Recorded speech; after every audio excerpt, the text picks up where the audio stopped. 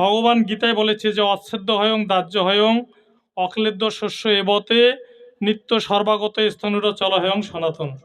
কি আত্মা? কি আত্মাকে দহন করা যায় না, ছেদন করা যায় না, ভেজানো যায় না, শুকানো যায় না। তিনি কি? তিনি নিত্য শাশ্বত, অপরিবর্তনীয়, অচল, সনাতন।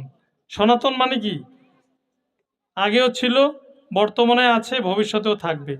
তাহলে আপনারা যারা এখানে আছেন তাদের কোনো মৃত্যু নেই, আত্মার কোনো মৃত্যু হয় না। বোঝা গেছে কি? মৃত্যু কার হয়? দেহের মৃত্যু হয়, আত্মার মৃত্যু হয় না। তাহলে আত্মার যে মৃত্যু হয় না সেটা বুঝলেন? হ্যাঁ, গীতায় আরো শ্লোক আছে, ন জায়তে নিরিয়তে বা কদাচিন নায়ং ভূতা ভবিতা বা ন ভুয়ো অজনিত্য শাশ্বত হয়ং পুরানো হন্যতে হন্য মানে শরীরে। আত্মার কোনো জন্ম হয় না, কোনো মৃত্যু হয় না, তার পুনঃ পুনঃ উৎপত্তি বা বৃদ্ধি হয় না। তিনি জন্মরহিত, নিত্য শাশ্বত। জন্মরহিত, নিত্য শাশ্বত। দেহ পুরাতন হলেও আত্মা চিরনবীন।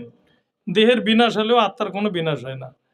গীতায় আরো একটা শ্লোক আছে, বাসাংশী জীর্ণানি যথা বিহায় নবানি গৃহ্ণাতি নরহ পরাণী তথা শরীরানি বিহায় জীর্ণান নন্নানি সংঘাতি নবামি দেহি। এটার অর্থ হচ্ছে মানুষ যেমন পুরাতন বস্ত্র পরিত্যাগ করে নতুন বস্ত্র ধারণ করে, দেহিও তেমনি এক দেহ থেকে অন্য দেহে দেহান্তরিত হয়। দেহি মানে কি? আত্মা, এই বাতাসটা। ঠিক আছে?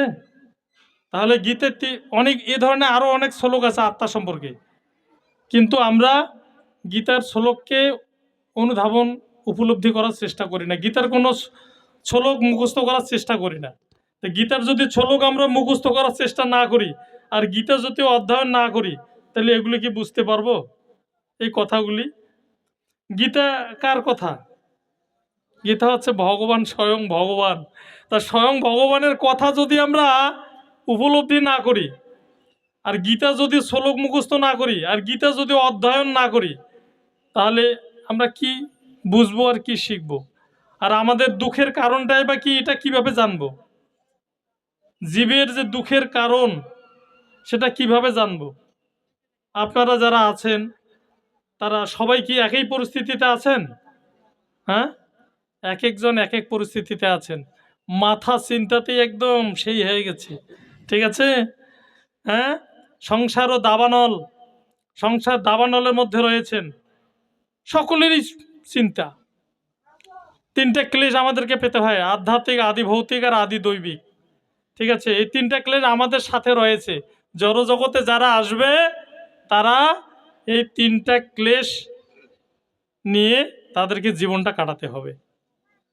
এর মধ্যে কেউ ভালো পরিস্থিতিতে একটু থাকবে, কেউ খারাপ পরিস্থিতিতে থাকবে, কেউ মিডিয়াম থাকবে, উত্তম মধ্যম কনিষ্ঠ। এই উত্তম মধ্যম কনিষ্ঠ ব্যাপারটা সব জায়গায় রয়েছে। এই গ্রামে অনেকেই উত্তম আছে, অনেকে মধ্যম আছে, অনেকেই খুব খারাপ পরিস্থিতিতে জীবনযাপন করতেছে। তাই এটার কারণটা কি? এটার কারণ কি আপনারা বলতে পারবেন? মাতাজি, হরে কৃষ্ণ। এটার কারণটা কি? কি কারণে আপনার এত জ্বালা যন্ত্রণা হয়েছে সংসারে? কি ব্যাপারটা? পাশের বাড়িতে এত জ্বালা যন্ত্রণা নেই, কিন্তু যাদের জ্বালা যন্ত্রণা হয়েছে কি কারণে এটা হয়েছে? হ্যাঁ, এটার কারণটা হচ্ছে ভগবানের কর্মটাকে বাদ দিয়েছেন আপনারা। আগের জন্মে ভগবানের কর্মটাকে বাদ দিয়েছেন, আর ভগবানের কর্মটাকে বাদ দেওয়ার ফলে ভগবান আপনাকে শাস্তি দিচ্ছে এই জগতে। এটা হচ্ছে মূল কথা। ঠিক আছে?